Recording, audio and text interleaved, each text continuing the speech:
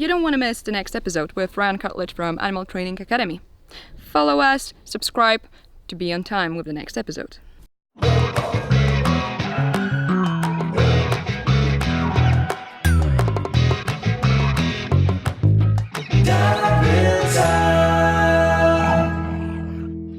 Okay, so thank you for joining me today. And today's episode topic is convergence of animal training, actually. And if we can talk about animal training in general, taking into consideration that there are so many species that we can talk about, and if there exists something like animal training in general, could you agree with this from your experience? Yeah, well, my experience is working in the zoo area. I spent 10 years working here in New Zealand, Australia, Canada, and I did an internship for 6 weeks in the US. And my main animals were birds, but towards the end of my career is still going, but when I was an employee, I was working across zoos and helping out teams and therefore broadening my range of species that I was working with. So one big turning point in my career came in 2010 when I went to a conference in Australia put on by the Parrot Society of Australia. And there was a lady there. Some people might have heard of her. Her name's Dr. Susan Friedman. And she taught me a little bit about, in the conference, she taught me and everyone attending the conference a little bit about what she was up to. And it absolutely fascinated me. So I took her up on her offer to do her online course, Living and Learning with Animals, which started off as Living and Learning with Parrots. Yeah. So just with that little bit of history about the name change of Dr. Susan Friedman's course, we might take away from that soon it became apparent that that information was applicable across species. And so one thing that you mentioned to me before we started officially talking today was you wanted to bring applied behavior analysis to Poland. Exactly. A bit more. Yes, I would love to. So I think when we're looking at animal behavior, there's many different models for us to view it from. We can view it from the applied behavior analytical model. We can view it from the veterinary behavioral model. Yeah. We can view it from the natural history perspective. We can view it from the effective neuroscience perspective. Okay. And when we're talking about lots of different species, that's when people might think, hey, let's put on that natural history perspective hat. And let's look at behavior from this is a snake, this is an eagle, this is an otter, and therefore we have to understand behavior from that animal's natural history, which we 100% do. So that's a big challenge when you're working with so many different species, because each species is so unique. Think about a snake. Yes, it's compared to training a dog. Great thing about them is they do additionally operate under the exact same laws of behavior as do the dogs. So it does require a little bit of creativity. One thing that Susan Friedman taught me was that the natural history of that species and that animal is, of course, super important. And when required, we want to be wearing that natural history hat, and we want to be looking at that animal's behavior through that lens. From a different way of approaching that, we also want to be able to take that hat off and put on our applied behavior analysis hat. So when we step into the training arena with our individual animal, that natural history and other stuff goes to the background, and then we bring our focus on that individual animal in front of us. And that's where your dog, my snake, her otter are all the same. And they're all operating here on planet Earth under the same laws of behavior.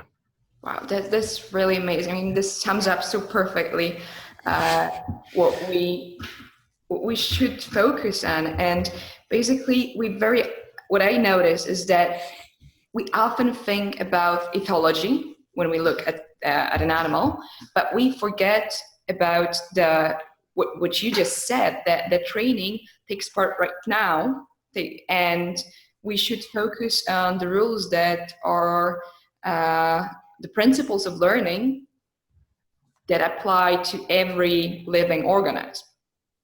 And this is, I think this is the most important part, that we should be aware, because obviously you have to know something about the species you work with, right? Because you need to know even about what reinforcement you may use. So, but would you say that we use exactly the same principles when we train? We just need to know what this particular organism requires to as a reinforcement, as a punishment, of course, the topic of using punishment or not, but it happens sometimes, or extinction. What do we need to use as our resources to work with an animal? This is the main difference between training different species. Well, I think when going back to this model idea, Yeah. And I want to pay tribute to some of my mentors.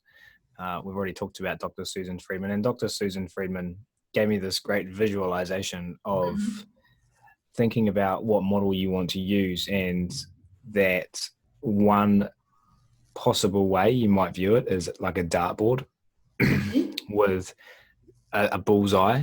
Yeah. And depending on what field you're in and what level of analysis you're using, your bullseye is going to be different. Mm-hmm. So for her, for example, and for myself, my bullseye, I would say, is applied behavior analysis. Yes. Now, those other rings of that dartboard, they're our affective neuroscience, our ethology, our veterinary perspective, and our other areas of looking at and understanding behavior. They all make up the same dartboard, but we have that bullseye. Mm-hmm. Someone else who's taught me a great deal over the past couple of years is Dr. Carolina Westland from the University of Stockholm, Associate Professor of Ethology there. And she has a model that she teaches where we're thinking about hats, and you've heard me talk about this already. So we've got all of our different hats in front of us, and the skill comes in knowing when to put on what hat when.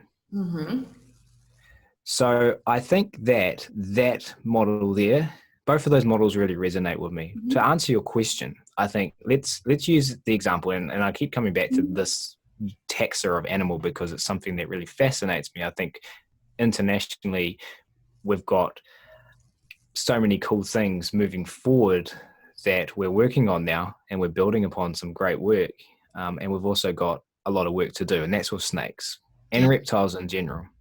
Okay. So let's think about a snake.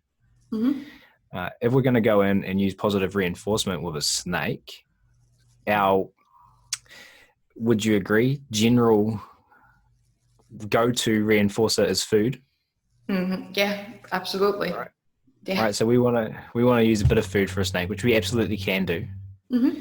And there have been studies where people have taught snakes to push buttons to get access to food. Okay.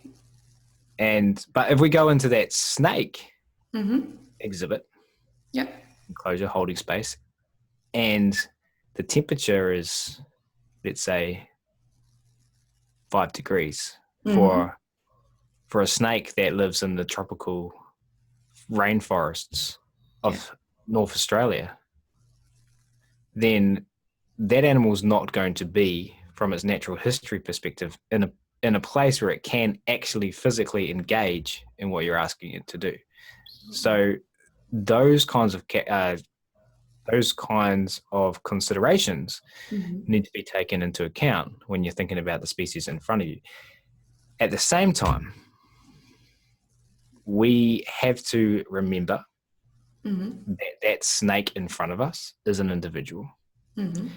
Now, when we have I'm thinking about, when I'm talking about a snake that lives in the tropical rainforest of North Australia, I'm thinking about a green tree python. Yeah.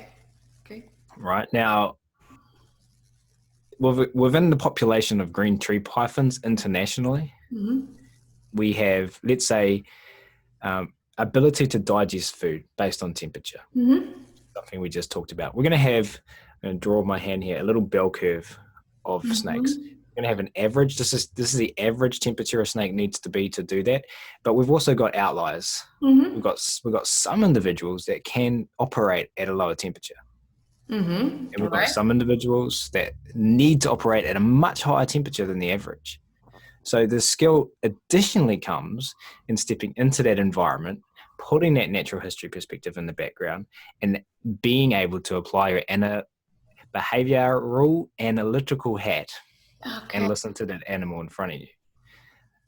The best example, my favorite example that I've ever heard of, and it's something that came to my mind as you're asking that question before, was shared in a podcast episode. So for those of you who haven't heard of a podcast show that I run, I have the absolute honor of connecting with animal trainers from around the world and talking about this stuff. So one of the early episodes was with a guy called Chris Jenkins, who works for a company called Natural Encounters in the United States. And Chris shared a story of Mason, and maybe we could link to that podcast episode so people can go. I will. I just wanted to say that for those who are not familiar with our podcast, I will definitely add a link for the episode, definitely. Wonderful. And Chris Jenkins talked about a bird called Mason, the Harris hawk. And Mason was in a workshop where they had people come in and they had the task of training a new behavior with these animals in order for them to learn, basically. And Mason was not responding how one might expect from a natural history perspective, in so much as the go-to reinforcers, mice, day-old chicken, food items, meat, were not motivating this animal. And Chris Jenkins in our podcast episode, I'm paraphrasing, go listen to the podcast episode to get it straight from Chris's mouth. Someone suggested that Mason, the Harris hawk, looked a little bit broody and he looked like he wanted to nest. So they said, and I think once again paraphrasing Chris here, he said, how can we make sense of that? How can we make sense of that for this individual? So they went outside and they pulled some vegetation, some Spanish moss off the tree, and they went in and they offered it to Mason, and Mason picked it up and threw it around and engaged with it. And then they went forward to shape the behavior of Mason stepping onto some mesh so they could look under his feet, with the reinforcer being the access to moss. So they'd get a behavior, they'd offer him moss. And so that's just such a beautiful example of the study of one. Yes, we have to remember, even about if we apply the principles that are general for everyone, we still need to remember that we need to focus on this one individual. Study of one and Susan Friedman, of course, but also would you say that looking at the different species and working with them, we should also cooperate with other specialists, being a trainers? Should we work with people who look from the veterinarian perspective, which very often may be the case if an animal doesn't cooperate as you would expect from a normal species? Or should we, rather as a trainers, be more skilled in those different hats we wear? And rather, as being trainers is one of the requirements, should be having those different backgrounds, at least to some point? Or is it better to go to a specialist from a different field? What would you say? I think that there is not one single answer to that. I think in 2018, the pace of learning is ridiculous. Yes, I agree. I saw a great blog post yesterday by Alan. I can't remember Alan's last name. Sorry, Alan. Talking about the irrelevance, or maybe that's the wrong word, the misguidingness of the behavior quadrant. Oh yeah, yes, absolutely. I've read it. Yes. Yeah. And so I will add it also to our episode for people to read definitely, everyone should check it out. And I love that she's ended that blog post with the question of asking people to engage with her. I'm reading this blog post as I'm getting ready to travel to Melbourne, Australia on Sunday to do a a week-long zoo consultancy Okay. with a team at Moonlit Sanctuary over there, and preparing my content and looking at my quadrant content going, making last minute modifications. And that's how fast information is changing and ideas are spreading. Yes, that's true, because of internet, obviously. Yes. Yeah, so I think there's a lot of pressure potentially. Yeah, absolutely. So and one thing that I've learned from starting my business, Animal Training Academy, coming out of a decade working in the zoological arena, and then making content now on all species, dogs, horses, and potentially having an air of arrogance about me when I started, thinking I knew more than I did. Oh, yeah. Now I am scared that how little I do know. Yeah, I have the same. I think it's like I'm really, really petrified that there's so much more to learn. And when will I have time to do it? There are so many books on my shelves that I need to read, and so many resources right now that are available, but you don't have time. Yeah, and I think that can actually cause a significant amount of distress for people. Yes, I agree. And I've got a podcast coming out in 4 days or 5 days with Linda Ryan, and we actually talk about this because it's something that my members over at Animal Training Academy are discussing. And we talked about it in this podcast with regards to somebody who's come from a traditional training background and is now implementing positive reinforcement, and a feeling of stress and unpleasant emotions about, oh my God, all of those years, I could have done this so much differently. Absolutely. And even if you have a positive training background, then if you go deeper, for example, into ABA, then the whole new word emerges, and it's a lot, really a lot. Yeah, and I have a business that's probably one of the biggest, maybe even the keystone of my business. When you think about the arch of the keystone in the middle, if we took that out, the arch would fall down. Maybe the keystone is applied behavior analysis. Yeah. And I went to a friend's house, Kate Winchester, who lives up in Auckland here in New Zealand, and she's got her master's in applied behavior analysis. She did her master's on float loading horses.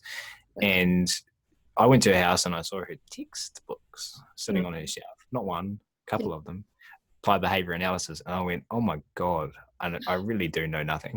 Like, I know enough to be successful at what I do. Yes, okay. But there's always more to learn.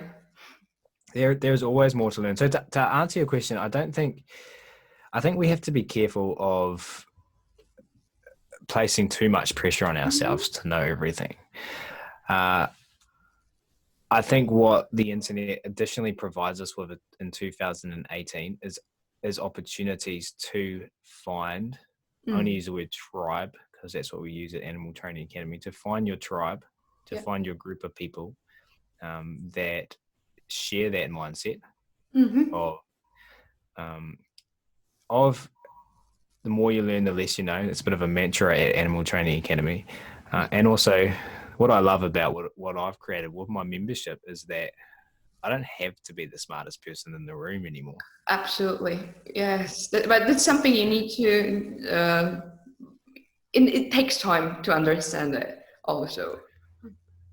Yeah. And places like Facebook and social media can be very punishing, extremely punishing.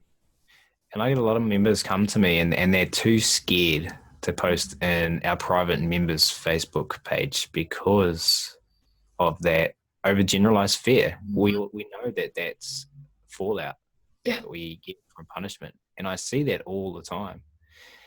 And so I think we've got to not put too much pressure on ourselves to know too much, but instead, and know that potentially might be caused by the time we're living in. and the speed the speed of information change and the speed that information can spread. Like I said with that blog post earlier, you're like, oh yeah, I read that because it was everywhere yesterday. Yes, it was everywhere. Absolutely.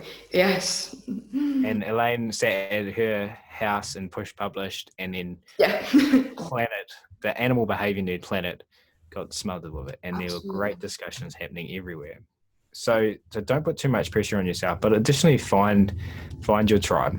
Okay, that's a very good tip. But okay, I have another question going back to different species. And would you say that being skilled in training one species, for example, dogs, because this is most common, or horses, allows you, and using the principles of learning and being skilled at it, and knowing maybe also wearing different hats of a little bit of a history of this species, allows you to train other species?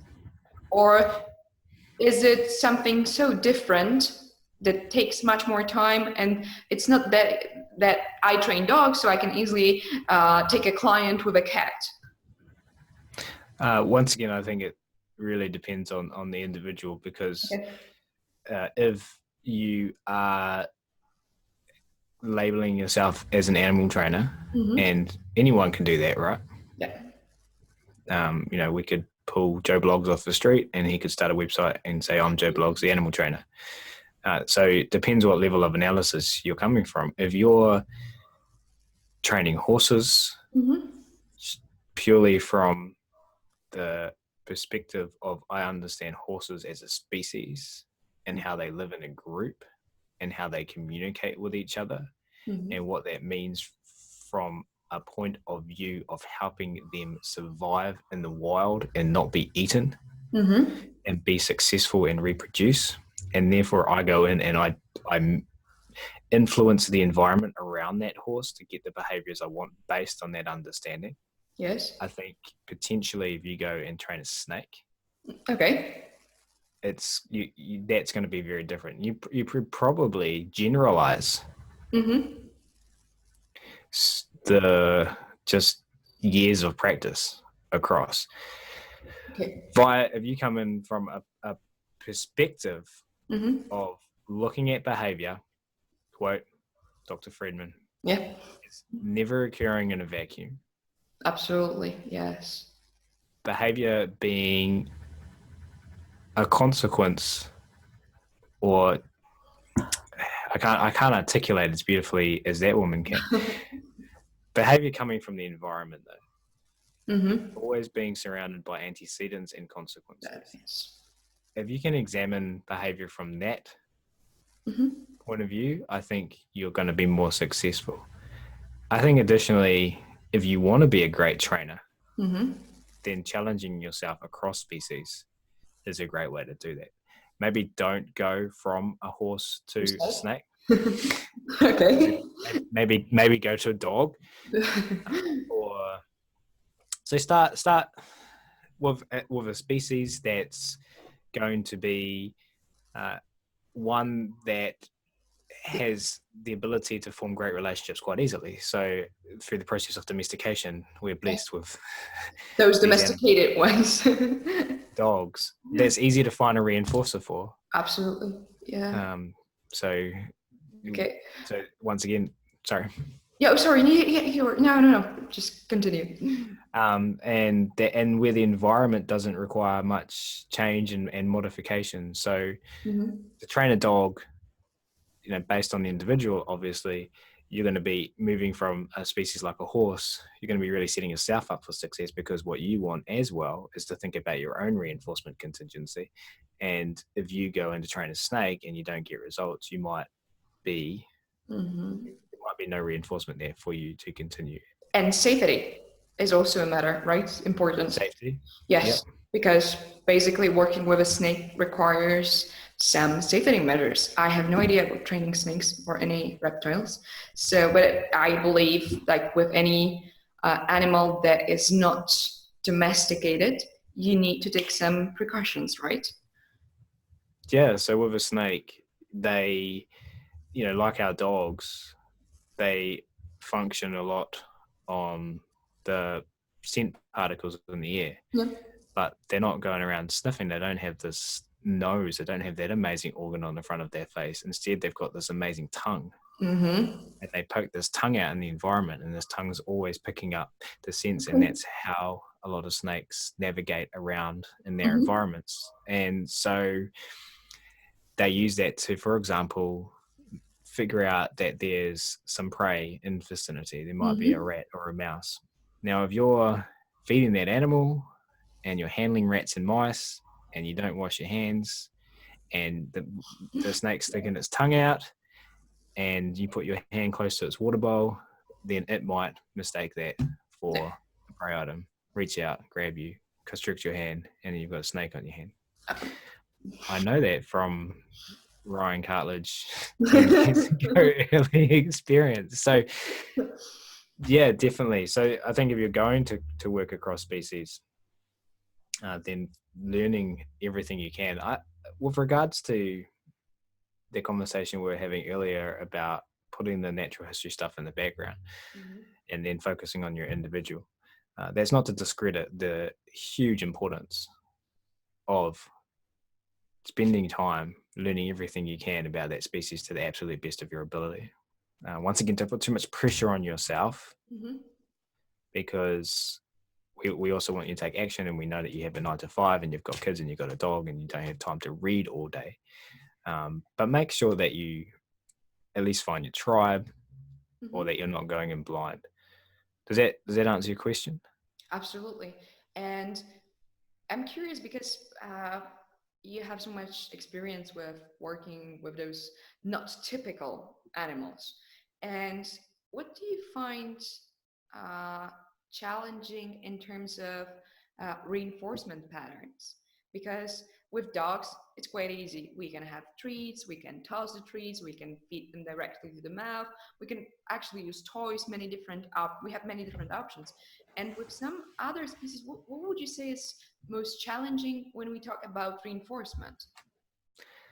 I think one thing that just came to mind when you spoke there is, I think, something that's universally reinforcing across all species as well as food is safety and space.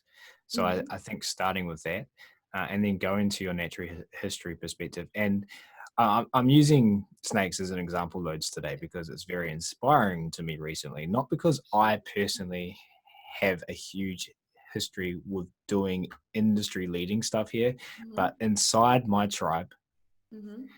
not wanting to be the smartest person in the room, I've invited people in that are way smarter than me. One of them, shout out to her, she's amazing. Her name is Carrie Kish, and she owns a Facebook group. Maybe we can link to it as well. It's called Reptelligence. If you want to be up to speed with the most cutting stuff happening with reptiles and snakes, head over to that page and follow what's going on in there. And with snakes, for example, we can call this the snake I behavior. love the example because it's so far from what I do that it really gives a different perspective. So absolutely, snakes are great. So we all know, and we can go to the scientific literature, and we can go to the bookshop, and we can pick up a dog. Sorry, a dog. We can pick up a book Yeah. about dog body language. Yes. You're going to be very challenged to go out there and find one about snake body language. Yes, because no one works with them on a regular basis. Carrie Kish and I can't remember your name. Sorry. They're working right now on putting together a really great illustrated guide on snake body language. Wow. So the reinforcers when you go in with that snake is if you don't know how to read Mm-hmm. that snake based on our average our the mean understanding of snake body language Yeah. and applying it to this individual in front of us, then you can't therefore potentially offer the reinforcer of space. Okay. So I think that's one challenge, Mm-hmm. is being able to so that's where that natural history and putting that hat on, Okay. Yeah. maybe like wearing two hats at the same time in that specific example, is is knowing that, and then the natural history perspective can come into handy because snakes people have used water to reinforce snakes. So Okay. people have now there have been studies done, and my understanding based on the studies is that there was deprivation involved. So Mm-hmm. there's negative reinforcement increasing behavior because the snakes are working to remove first. Mm-hmm. But they have trained snakes with water, but additionally misting and humid damp environments are important for a lot of reptiles. Mm-hmm. That can act as a reinforcer. Heat for those animals, safe places to hide, Mm-hmm. and we'll link to Carrie Kish's podcast episode of me Yes. as well. Yeah. Absolutely. And what Carrie says is that from my understanding of what Carrie was doing at Living Desert Zoo in California, Mm-hmm. was they would go to the snake holding area, they would get a crate, they would offer the snake an opportunity to come out. The snake would come out by itself voluntarily, go out to the show. They had a big metal tree thing.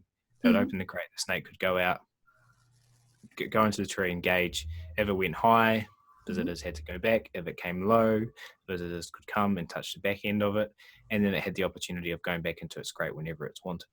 Now, what Carrie found with those snakes, based on my understanding of Carrie, listen to the podcast though, Carrie speaks to it better than I do, is that each snake was an individual. And some snakes preferred going in and going into a warm blanket. Mm-hmm. Some snakes preferred going into an upside down pot plant with a hole cut into it. Some snakes preferred going into a tub full of leaves. Yeah. Wow.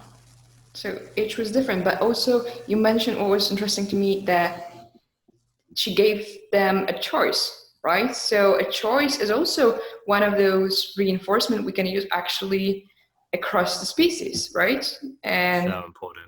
every animal, would you say, working with those many different animals, that practically every animal finds lack of choice punishing. And Every we need to give the choice because we can't say if it's 100% primary reinforcement, reinforcer choice itself, but we can say that lack of choice is punishing. Yeah, I want to unpackage that a little bit. Look, I want to say that this is a huge topic, Oh yeah. uh, in an absolute best way possible. And choice and control are two words that I probably have said more than any other two words within the Animal Training Academy membership this year. Yes.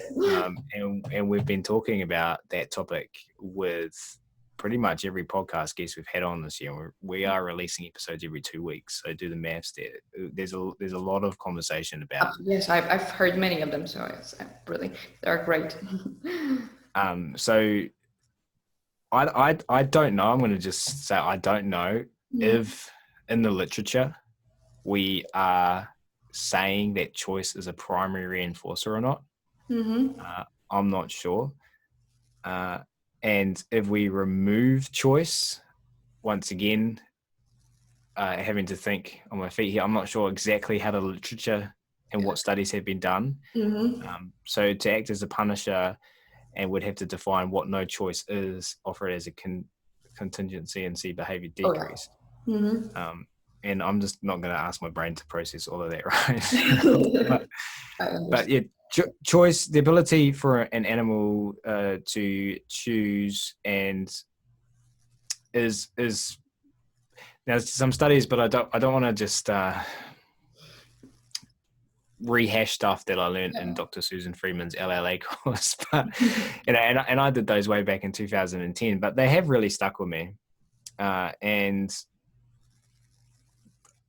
one of them was about babies, and this is Ryan's interpretation of that study. Okay. I always just like to give that disclaimer because I think our what we take away from the literature is actually really important, and sometimes it's different than what's actually in the literature. So this is my understanding. If you see it differently or I'm missing something, please comment on this video or whatever. Let me know because I'd love to hear. They got babies and they put them in these cots, and the babies' heads were on pillows, and they were just testing that if the babies could move their head. This was 3-month-old babies, I think. Then the mobiles above them would move. Okay. And they found that they did see an increase in babies moving their head. Oh. So Mm-hmm. Babies' moving heads were reinforced by the ability in 3-month-old babies to control a mobile being turned. What they also saw in these babies was an increase in behaviors that they would label as the baby being happy. So Mm-hmm. they saw laughing, they saw giggling, they saw cooing, they saw more movement. And that's what they weren't looking for that, but they found that. So to take away from that study, we can say, yes, Mm-hmm. choice It's in re- those young babies was reinforced. The ability, let's frame it this way, the ability to control your environment. oh yes, yes. And anecdotally, I would say that is one of the most reinforcing things we can offer any animal. The ability for that animal to be able to use its antecedents to Mm-hmm. predict what contingencies are now on offer. Oh, And then to, this, yes, yes, and also it works both ways because we train them, but they also train us, and the ability that we give them, the ability to predict, to control, and to change the environment is definitely something that probably is reinforcing, but it also building the relationship between the trainer and the animal. And I think we can say this about every species. yeah, and I want to say thank you. I'm just making notes as you're talking. I want to say thank you for giving me this opportunity to be able to be challenged to articulate this stuff clearly for the listeners of your show. I appreciate that. Yeah, so think about your animal Mm-hmm. and whatever it is, whether that's your dog, your horse, your snake, just go with the animals, been using eagles, otters, whatever it is, and you're coming towards them. Mm-hmm. And so that's an antecedent change in their environment. That communicates to them that there are a bunch of BC contingencies now on offer.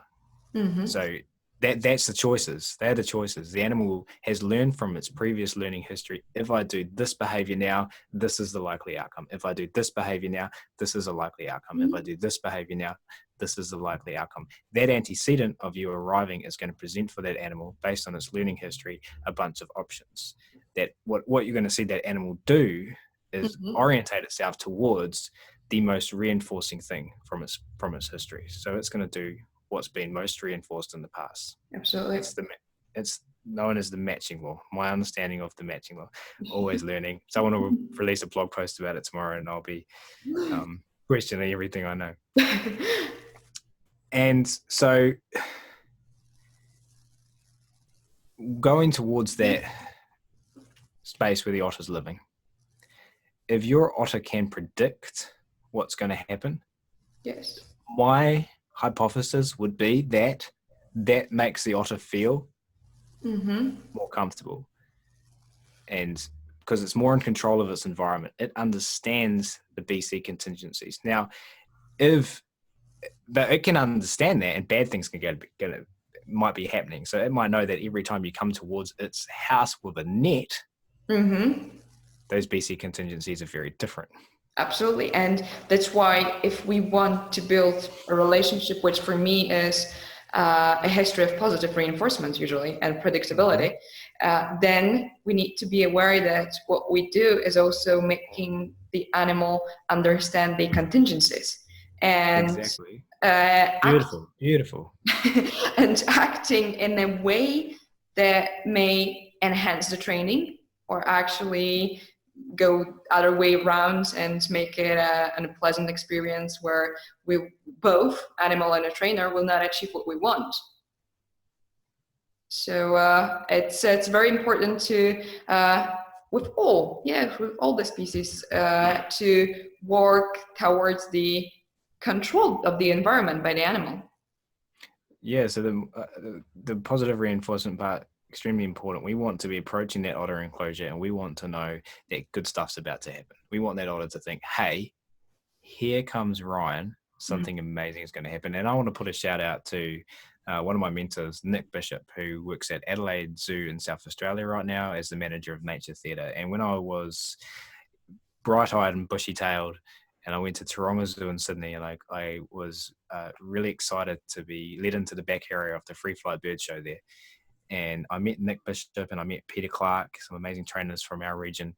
Mm-hmm. And that kindly offered. He stays friends with me to this day. We just presented some workshops at Wellington Zoo last month together, and we've got lots of exciting projects moving forward. So we've stayed friends, and he's been my mentor ever since.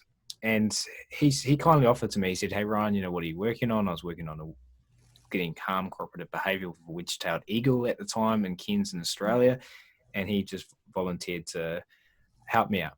Yeah. Okay. And that's really important. And it's when you're young and green and someone says that to you, like, Yes.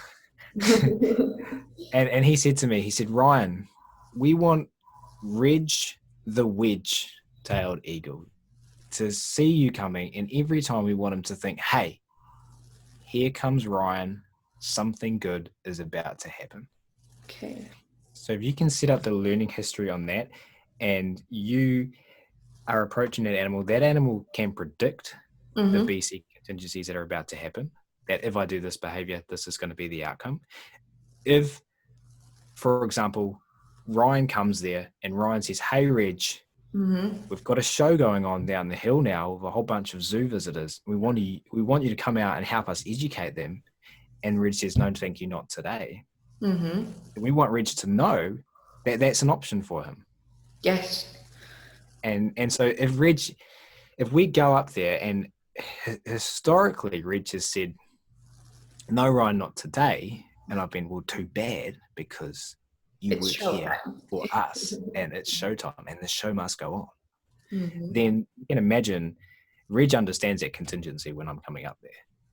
And how much of a different picture is that to if I come up there and Reg goes, "Okay, no, I don't feel like it today."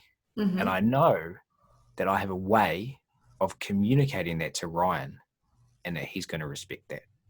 How much different of a feeling is that? So I think that's what I think about when we think about trust and we Mm-hmm. think about relationship. We want that history of positive reinforcement, and we want our animals to be able to predict what's going to happen, and that's going to build I think an animal that feels, to reach inside the animal mind now, feels comfortable, feels trust, and has choice. But because what you said there about this show, it often goes to dog training and competitions, and Yeah. also even more than competitions, about real work.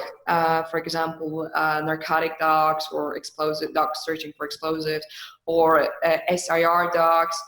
And I often get the question from people that, okay, we should give animals control and choice and let them have a way to say no. But what if I'm going to a real case and my dog says no, and or my animal says no, and this is something I cannot accept. But for me, would you agree, is that if we build this very long history of reinforcement and predictability, then the chances of no are very low. And usually when when it happens, it's a feedback for us that something is wrong with the animal.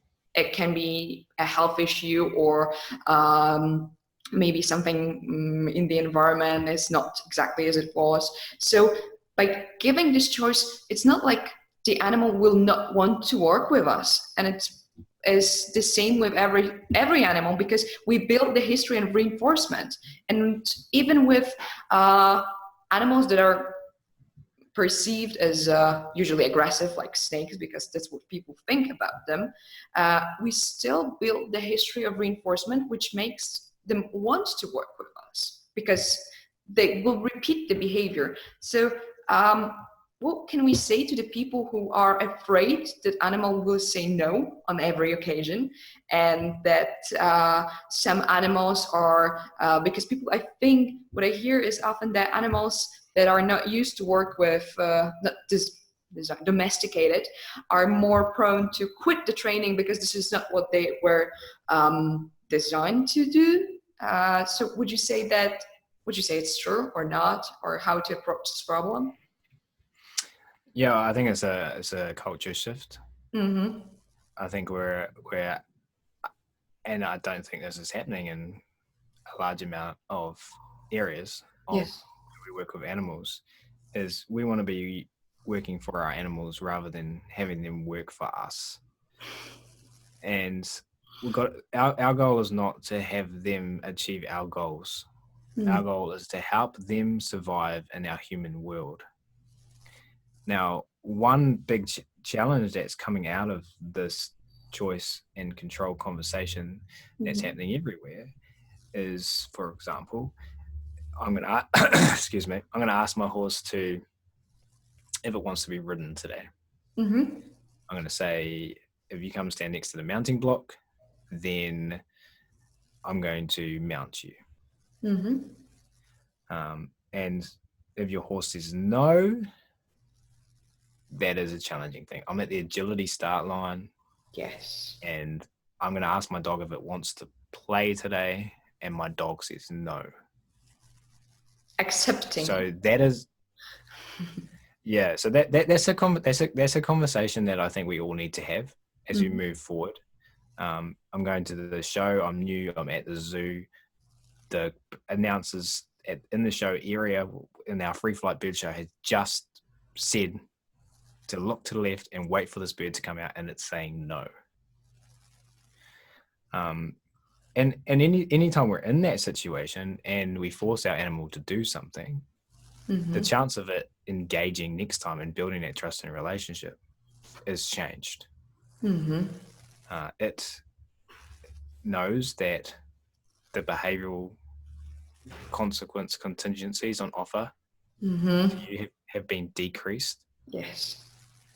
You coming towards it, you stand on the mounting block. It coming towards you and letting you mount you means you mount it. It not coming towards you and not letting you mount it means you mount it. Yeah. Yes. So what we are not predictable.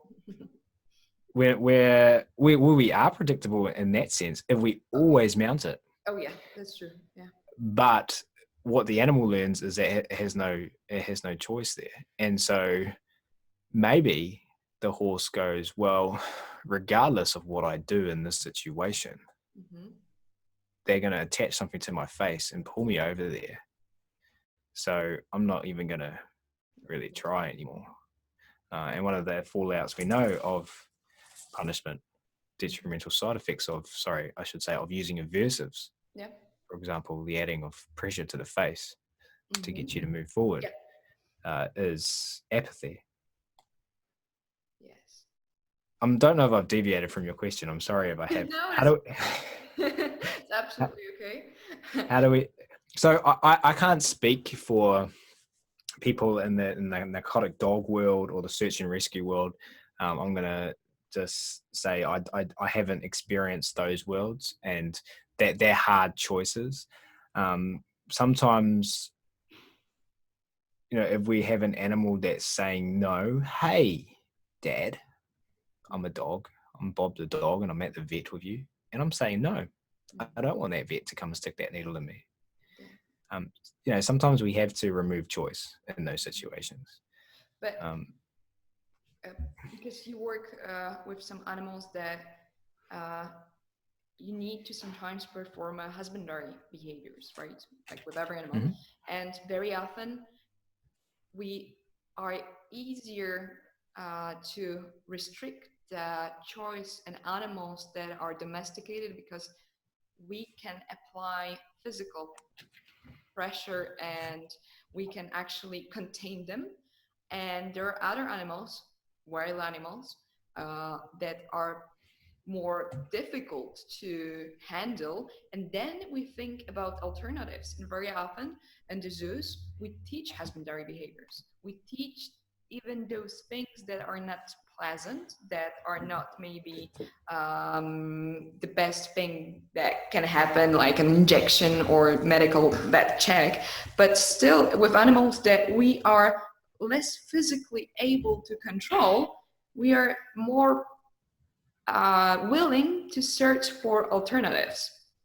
And can you working with other animals, can you say that is there any behavior we cannot teach using positive reinforcements? I mean, of course, behavior that is useful, that is necessary in terms of husbandry behavior, that not something we just come up with and will not benefit the animal, but something husbandry that we may not teach using positive reinforcement.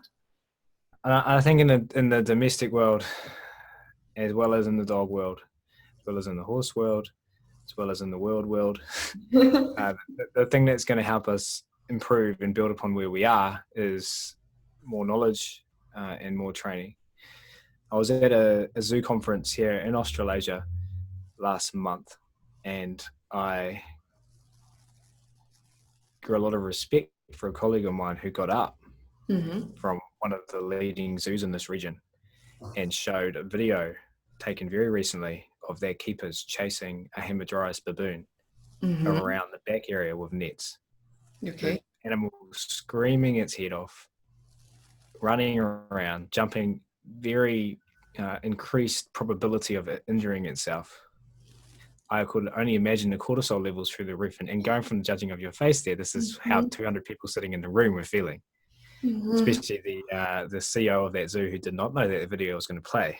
That's why I take my hat off to that girl, because she's unveiling it. She's saying, hey, look, we stand out here sometimes. Say how great we are, and we say how much choice and control we're giving our animals. But the level of skill in these organizations and in horse world and dog world and whatever organization, whatever industry, not even our industry, is not just based upon the amount of information that's available out there in the world. It's also based upon the skill level of the person inside that organization that's passing the information on to others. And so we can get someone go and learn a bunch of stuff, go back to their organization, not have the power to implement it, and not have anyone there who's got practical experience who can actually go along and help people out and give them solutions. Now, this comes to the next point. Later on in that same presentation, the person shared a video of their keepers using positive reinforcement to get the same, I think, I don't know if it was the same animal, but the same species, to come over and voluntarily participate in their own care. What happened between that first video and that second video is someone coming in with the knowledge, skill set, and experience in a structured program and teaching these keepers better ways to do things. Now, your question was, can we do that with every animal? Can we train? It was specifically about husbandry training, right? Can we train these animals to participate in their own care? Now, my thinking has been heavily influenced about behavior management from a conversation I had last year with Valerie Hare from The Shape of Enrichment. And so paraphrasing Valerie Hare, she mentions that and I think she got this from, I can't remember the people's names, from Active Environments in the US, Tim Desmond maybe, no, I don't think that's right. It's just leave it there. And so there's three areas of behavior management. So one of them's animal training, one of them's enrichment, and enrichment for me, a quick definition off the cuff, is providing more choice in our animals' environments. And then the third one is problem solving. So the question, so people have said numerous times in my podcast show, we're up to 60 episodes now, that our only limit to what we can achieve with positive reinforcement is our imagination. Now, we can't imagine that a snake's going to fly from the top perch down to the bottom perch because that's outside of its natural history. So let's not be silly. Okay, but yeah, we're within the topography of possible behaviors, yes. Exactly. So therefore, tying all of those ideas together, if we're with an individual animal, let's say it's cheetah and we're doing a blood draw, and we're not there with that individual, and then we don't know the way forward, I'd think, what is the way forward? Is it that behavioral science doesn't work with this cheetah? Or is it that, like with Mason the Harris hawk, needing Spanish moss in order to motivate him to engage in that training session?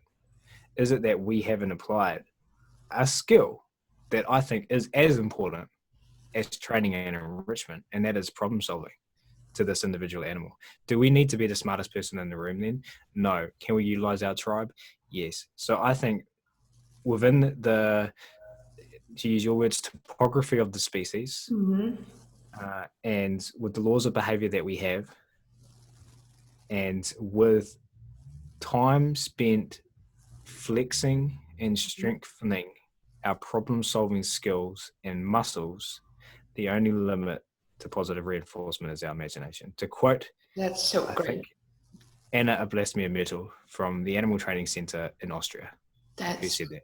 really great. I mean, that this gives people a perspective that they are not limited with behaviors that are only, especially in dog training, we think about training only behaviors like tricks or some very behaviors that we perceive as very pleasant or neutral to the dog. And we can actually change this thinking and show people using examples, I think, from zoo world, that we can do much more with positive reinforcement. And to sum up our conversation, because we are a little bit after time, but what would you say we can take from the zoo world, from the wild animal world, to domesticated animals? Training, living with and working with, and use it and benefit from it. So we had this conversation recently in podcasts with Laura Monaco Torelli, who's Karen Pryor Academy dog faculty member, and also worked at Shed Aquarium in Chicago with Ken Ramirez and another podcast guest, Kirsten Anderson Hansen. And so she's got decades of experience working across species, starting with the animals in Shed Aquarium in Chicago, and now working heavily with people and their pets and dogs, and still mixing both worlds. So we had this conversation. So go listen to that as well. Yeah. Another thing that comes to my mind is a conversation I had with the person I was talking about earlier, Carrie Kish from Reptelligence. And she said to me, paraphrasing you, Carrie, that after a decade working in the dog world, she wanted to go to the zoos to learn more about positive reinforcement animal training. So she did, and she spent, I think, about a decade working in zoos. And then she's recently made the decision to leave to go back to the dog world so she can learn more about positive reinforcement animal training. Okay. So I think there's crossover there. When we talk about trick training, I always like to remind people that behavior is behavior. Frisbee is behavior. What's that, sorry? Frisbee is behavior, agility is behavior. It's just behavior. It's got consequences. Yeah. It's being maintained. It's being reinforced. And so that is the same as what we're doing. With regards to breaking behavior down to its the smallest unit that I know of, I don't know if that's the best way of phrasing that, the smallest functional unit and the antecedent behavior consequence. We've talked about that a lot today. Yeah. I'm just making sure that I stay on track of your question. But I think we're learning from each other. We have Anna Svensson in our tribe, in our Animal Training Academy tribe, and she won an award at AMATA, the International Marine Animal Training Association's conference a few years ago, because she did match the sample training in penguins in Dubai. Yeah, and the video, I think so. I think I've seen some videos there on the internet. Yeah, it was amazing. I can give you a link so you can check that out as well. Yes, definitely. Yeah. And I just saw one from a facility, Six Flags. I've probably butchered that name because I know the name's changed a couple of times, that organization in California of training a fish to do match to sample training. Yeah. So I think, that's kind of come from my understanding, and I might be wrong. I don't actually have the information here from the dog world, I think. Yeah. And that might be something that people call tricks. It's all behavior. What if you told people 20 years ago that about penguins and fish, would they believe you? Some people would, some people wouldn't. I think it would be a lot easier to believe in 2018. I think it would get a larger amount of people believing it. So what I think that demonstrates to us, though, is once again how little we know. Yes. I just watched a video of people going to a reef, and they had these massive bioacoustic machines, and they were able to pick up fish talking to each other.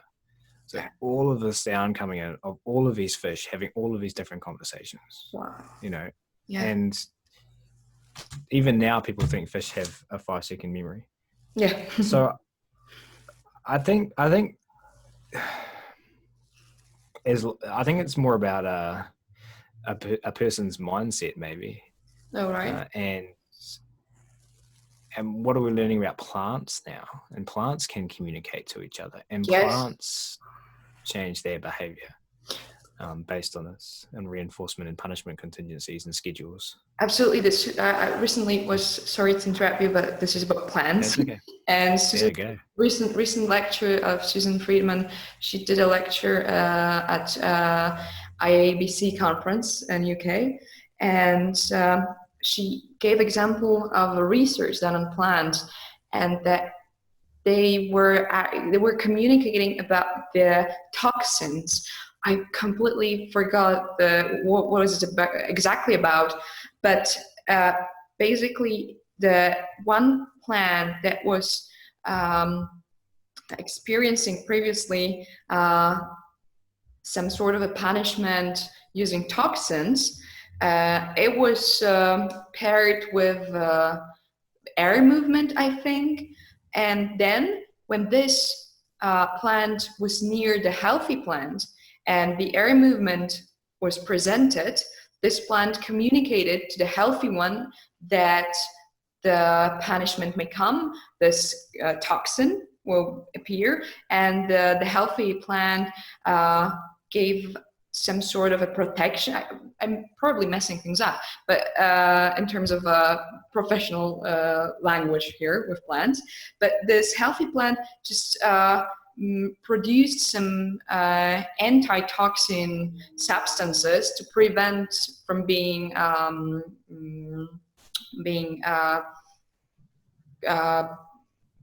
affected by the toxin. So they absolutely communicate, and this is fascinating. I mean, every living creature, if it's a plant or an animal, communicates. Yeah, and we're just learning so much more about how their behavior is affected by their environment. Yes. And I think, once again, I just want to say thank you for this opportunity to get this chance, because I'm mostly interviewing people. That's what I spend most of my life doing. So I appreciate this opportunity to get to articulate the stuff myself. And I can't remember what I was going to say. Um, about we were talking about fish, and I mean people snorkeling, and about we went from the what we can use from wild animals to Right. Yes, that's what I was going to say. And the reason I'm grateful for this opportunity is because I spend my life living in a little bubble, and I live in Animal Training Academy. I have 200-ish members who are amazing, who are behavior nerds, who are geeks, who like to talk about this stuff. I get to talk to the best trainers in the world via my podcast show, and we do live web classes with them as well. And then I step outside of that sometimes, and even potentially my input into this conversation, talking about BC contingencies, not spending time explaining the ABC properly, there might be some people that we lose at that point. And if you're one of those people and you're stuck with us to the end, thank you. And so I was at a dog training class the other day. I took Phoebe, my dog, to a cooperative care class here in Wellington, and it was mentioned about if we can get tigers and elephants. And this person was somebody who recently attended a zoo-based workshop that we hosted in Wellington, and she's a dog trainer. So via Animal Training Academy and Facebook, we got quite a few dog trainers to the zoo workshop, some horse trainers, some university people, as well as zoo people. She's at this cooperative care class. She's saying, I was at the zoo recently, and we got cooperative care with lions. If we can do it with lions, we can do it with our dogs. And I'm sitting there going, oh yeah, people don't know that. Like, to me, it's so black and white. Yeah, of course. And so sometimes I forget. So thank you for reminding me as well that it's not as obvious to people. It's not. So yeah, I think what you're saying about providing those examples and making it transparent and talking about it and showing people and just having that mindset that let's make that potentially the theme of this conversation. What can we learn from each other? Is that the more we learn, the less we know. And Yeah. I think it was Jennifer Zelig's, Dr. Jennifer Zelig's from California, who said in our podcast together, and I'm going to completely butcher this. I'll just say that in advance. So, a butchered paraphrase of what Jennifer Zelig said, who was quoting and butchering herself, I think, an old Chinese proverb, is that wisdom comes from always knowing that you could potentially be wrong. So what can we learn from each other? Everything. Yeah, everything. This is perfect ending to our conversation today. I just want to thank you so much for accepting the invitation and taking time to be here today with me. I'm really glad, and I hope it's not the last time, that in some time in future you will agree to do it again on some other topic. Yeah, of course. So Yeah. really thank you, and see you next time, probably. Yeah. Thanks so much. Bye, everyone.